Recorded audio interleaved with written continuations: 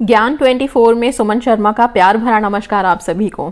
आज हम बात करने जा रहे हैं पीपल वृक्ष की। पीपल में जल देने से किस तरह से मनोकामनाएं पूरी हो सकती हैं, दुख कलेश कष्ट सब दूर हो सकते हैं।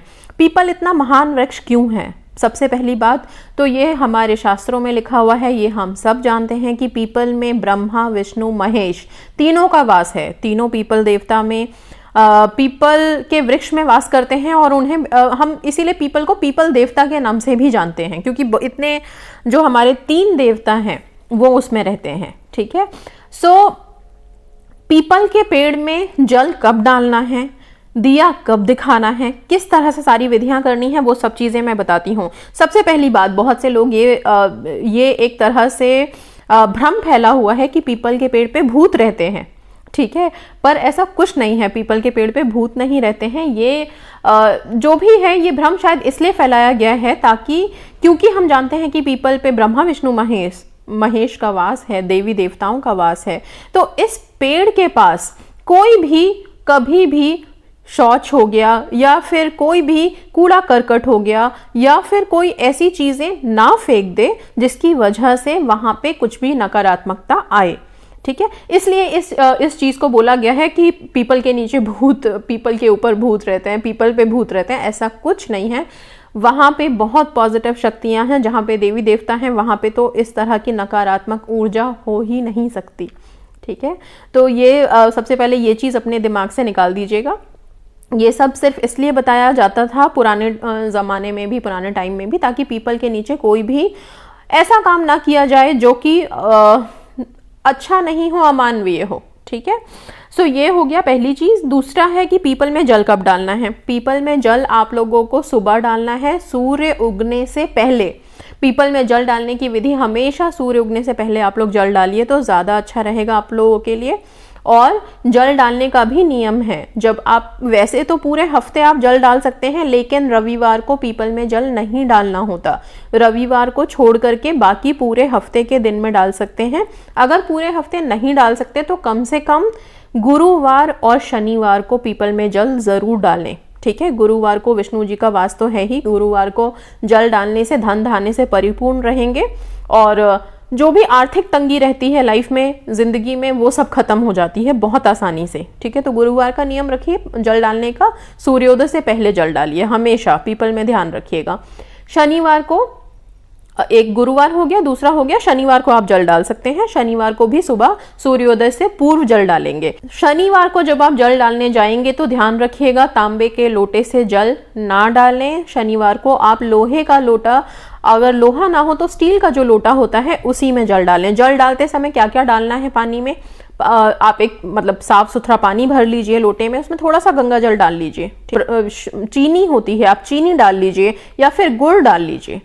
ठीक है, उसके साथ आप थोड़ा सा उसमें रोली या सिंदूर डाल लीजिए, अक्षत डाल लीजिए। ये डाल करके और फिर इस पानी को आप पीपल के जड़ में डालेंगे।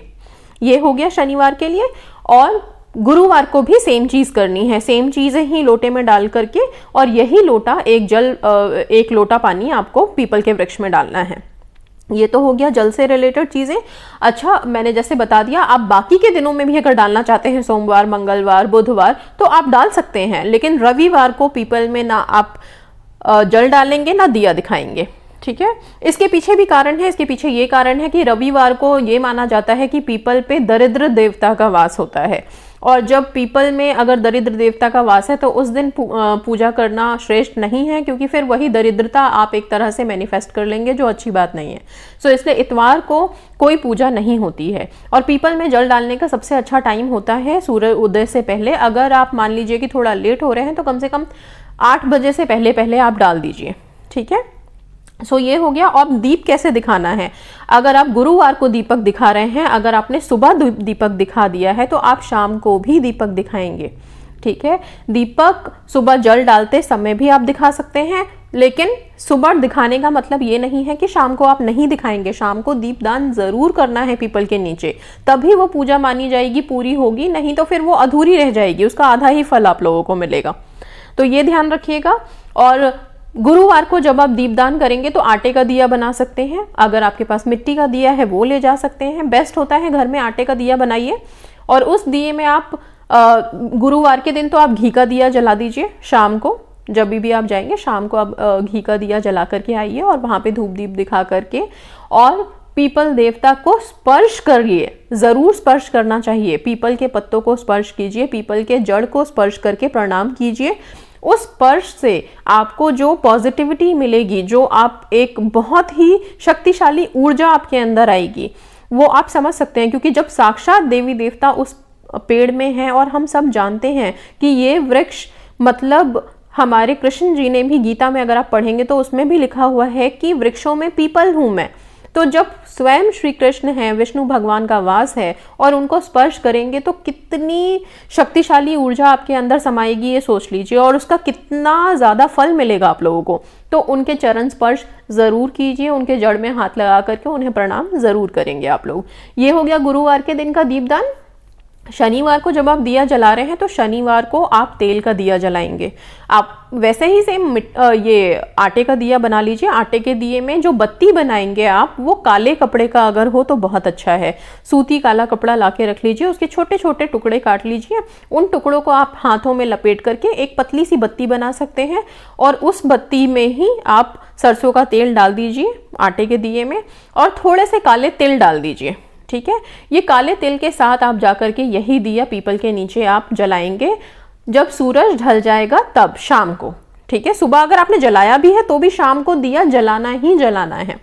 शाम को आपने जला दिया और फिर आप वहां पे शनिवार के दिन परिक्रमा करेंगे। परिक्रमा करनी बहुत जरूरी है। जब भी आपने दिया जलाया है उस दिन आप जिस मंत्र का जाप करेंगे वो है ओम शम शनिश्चराय नमः। फिर से बता रही हूं, ओम शम शनिश्चराय नमः। इस मंत्र को जाप करते हुए 11 परिक्रमा आप कर सकते हैं। ठीक है, अपने सीधे हाथ से शुरू कीजिए परिक्रमा करना और 11 परिक्रमा लगाइए। ठीक है, और 11 शनिवार अगर आप प्रण करके करते हैं तो किसी भी मनोकामना को पूरी कर सकते हैं बहुत आसानी से।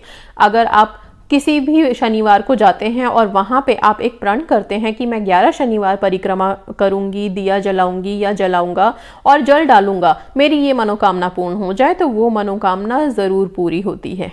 ठीक है, और इसके साथ साथ आप लोगों को आर्थिक लाभ बहुत मिलता है। पैसों के मामले में बहुत ज़्यादा लाभ मिलने लग जाता है जब आप शनिदेव की परिक्रमा और पूजा करना शुरू करते हैं। शनिवार को शनिदेव का वास होता है तो शनिवार को पीपल में जल ज़रूर डालना चाहिए, दिया ज़रूर दिखाना चाहिए और परिक्रमा करनी चाहिए। ठीक है, अब बृहस्पतिवार को जब आप परिक्रमा कैसे करेंगे वो बता देती हूँ। बृहस्पतिवार को सुबह जब आप जल चढ़ाएं, दीपक जलाएं, धूप दिखा रहे हैं, उस टाइम पे आप फिर से 11 परिक्रमा, 21 परिक्रमा या 108 परिक्रमा लगा सकते हैं। जितनी भी आपकी क्षमता है उसके हिसाब से परिक्रमा लगाते वक्त आप सिर्फ एक मंत्र का जाप करिए, ओम नमो भगवते वासुदेवाय। इस मंत्र का जाप करते हुए आप 11-21 परिक्रमा लगाइए, आप लोगों को बहुत लाभ मिलेगा इससे। और इसके अलावा भी कुछ उपाय हैं दो जो मैं बताऊंगी आप लोगों को। ये दोनों चीजें हैं गुरुवार और शनिवार को करने वाली। ठीक है, शनिवार को सिर्फ सरसों के तेल का दिया ही जलेगा, सुबह भी शाम को भी। बृहस्पतिवार को घी का दिया ही जलेगा, सुबह और शाम दोनों टाइम।